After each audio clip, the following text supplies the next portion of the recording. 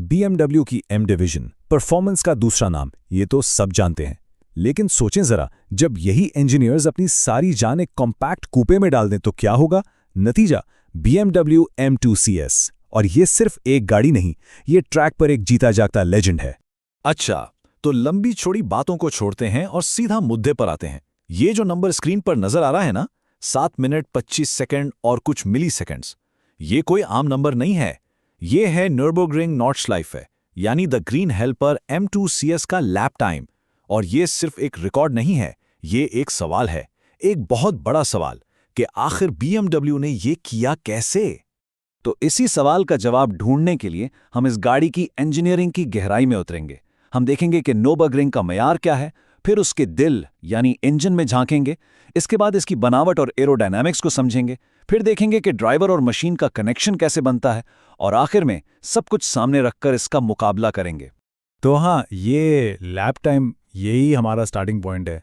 ये वो बेंचमार्क है जिस पर M2 CS की एक एक इंजीनियरिंग डिटेल को जांचा गया है। और ये सिर्फ स्पीड की बात नहीं है, ये असल में बैलेंस, ग्रिप और इंड्योरेंस का इम्तिहान है, जिसमें ये गाड़ी पूरी उतरी। हर बड़ी रेस कार की कहानी की तरह M2 CS की कहानी भी उसके दिल से शुरू होती है, यानी उसके इंजन से। ये कोई आम इंजन नहीं, बल्कि S55 इंजन का एक बहुत ही खास, बहुत ताकतवर वर्जन है, जो सिर्फ और सिर्फ CS के लिए बनाया गया है। तो चलें देखते हैं कि इसमें ऐसा क्या खास है।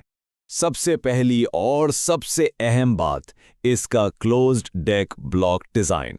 अब ये थोड़ा टेक्निकल लग सकता है, लेकिन आसान लफ्जों में समझें कि ये इंजन के पूरे स्ट्रक्चर को एक किले जैसी मजबूती देता है। और इस जबरदस्त मजबूती का फायदा क्या है?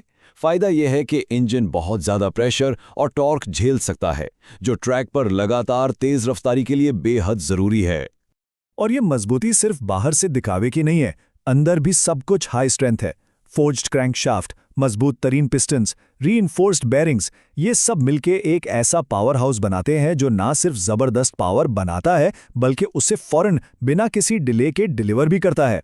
और ट्विन टर्बोज की वजह से थ्रॉटल रिस्पॉन्स तो समझे, बिजली की तरह तेज है। तो इस सारी मेहनत, इस सारी इंजीनियरिंग का नतीजा क्या निकला? ये नंबर्स खुद बताते हैं।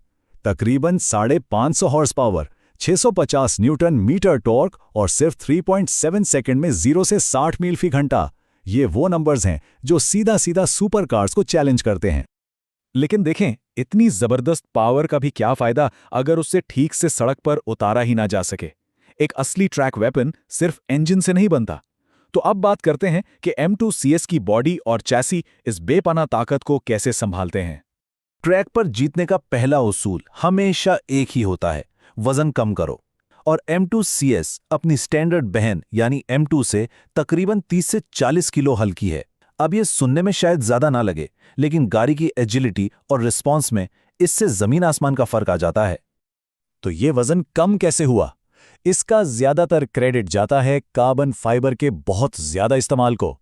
छत, फ्रंट स्प्लिटर, रियर डिफ्यूजर, ये सब कार्बन फाइबर का है। इसका डबल फायदा है, एक तो वजन कम हुआ और दूसरा गाड़ी का सेंटर ऑफ ग्रेविटी भी नीचे आ गया, जिससे कॉर्नर्स में स्टेबिलिटी जबरदस्त हो जाती है। अच्छा, वजन तो कम हो गया, अब अगला चैलेंज था हवा को काबू करना, उसे अपना दोस्त बनाना। M2 CS का हर कर्व, हर कट सिर्फ खूबसूरती के लिए नहीं है, उसका असल काम है हवा के बहाव को मैनेज करना, ताकि तेज रफ्तार पर भी गाड़ी ट्रैक से ऐसे चिपकी रहे जैसे मैग्नेटिस से। चंद खास चीजों को देखते हैं। सामने के एयर इनटेक्स ब्रेक्स को ठंडा रखते हैं, पीछे का स्पॉइलर और डिफ्यूजर मिलकर डाउन फोर्स बनाते हैं। ये एक नजर ना आने वाली ताकत है जो गाड़ी को नीचे की तरफ दबाती है, खासतौर पर तेज कॉर्नर्स में, और इसी से ड्राइवर का कॉन्फिडेंस बढ़ता है। तो अभी तक हमने बात की हार्डवेयर की, लेकिन एक बेहतरीन कार की असल निशानी ये होती है कि वो ड्राइवर को कैसा फील कराती है। अब उन सिस्टम्स की बात करते हैं जो ड्राइवर और मशीन के बीच वो खास कनेक्शन बनाते हैं। देखें, ट्रैक पर जितना जरूरी तेज जाना है, उतना ही जरूरी सही वक्त पर रुकना भी है। और यहां optional carbon ceramic brakes game ही बदल देते हैं। ये सिर्फ हल्के नहीं है, बल्कि बार बार सख्त ब्रेक लगाने पर भी इनकी कारकर्दगी में कोई कमी नहीं आती, जिससे ब्रेक फेड कहते हैं वो इनमें होता ही नहीं। और यही चीज ड्राइवर को हर लैप में देर से ब्रेक लगाने का कॉन्फिडेंस देती है। इंजन की पावर को पहियों तक पहुंचाने का जिम्मा M स्टेपट्रॉनिक ट्रांसमिशन का है, जिसकी प्रोग्रामिंग खास तौर पर CS के लिए की गई है। इसके गियर शिफ्ट सिर्फ तेज नहीं बल्कि स्मार्ट भी हैं। ये जानता है कि ट्रैक पर कब गियर बदलना है और कब उसी गियर में रहना है, ताकि पावर डिलीवरी में कोई गैप ना आए। और सबसे मजे की बात, इस गाड़ी का पूरा कैरेक्टर एक बटन दबाने से बदल जाता है। कंफर्ट मोड में ये रोजमर्रा चलाने के लिए एक बिल्कुल शांत गाड़ी है, लेकिन जैसे ही आप ट्रैक मोड लगाते हैं, ये एक बेलगाम जानवर बन जाती है। सारे इलेक्ट्रॉनिक असिस्ट्स हट जाते हैं और ड्राइवर को मिलता है प्योर रॉ कंट्रोल। तो हमने इंजन की ताकत देख ली, बॉडी की एजिलिटी की बात कर ली और ड्राइवर के कनेक्शन को भी समझ लिया। अब वक्त है इन सब चीजों को इकट्ठा करके देखने का कि M2CS आखिर खड़ी कहां है। तो असल सवाल अब भी वही है, इन सारे अपग्रेड से आखिर फर्क क्या पड़ा?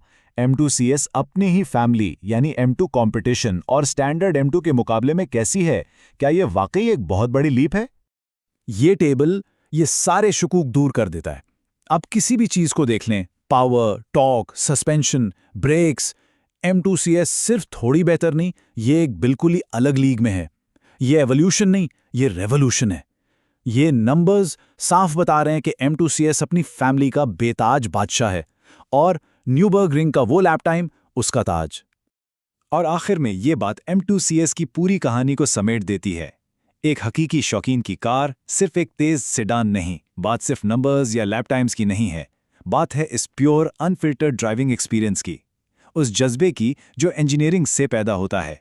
ये एक ऐसी कार है जिसे चलाने के लिए बनाया गया है, महसूस करने के लिए बनाया गया है और हाँ, हमेशा याद रखने के लिए बनाया गया है। ये वाकई एक मॉडर्न लेजेंड है।